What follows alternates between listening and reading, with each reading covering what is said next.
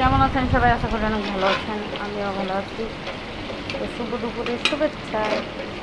আমি রান্না করতে চাচ্ছি চিংড়ি মাছের খিচুড়ি। তো আমি এখানে সব ধরনের মশলা কষে চাল ডাল ভেজে নিলাম, তারপর পানি দিয়ে নিলাম। তারপর এখানে চিংড়ি মাছ দিয়ে দিলাম, নাইটে ছেড়ে দমে দিয়ে রাখবো।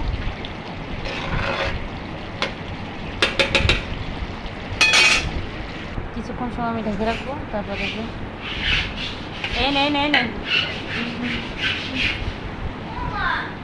তারপর আমি গরম মশলা গুঁড়া ধনিয়া পাতা দিয়ে দিলাম।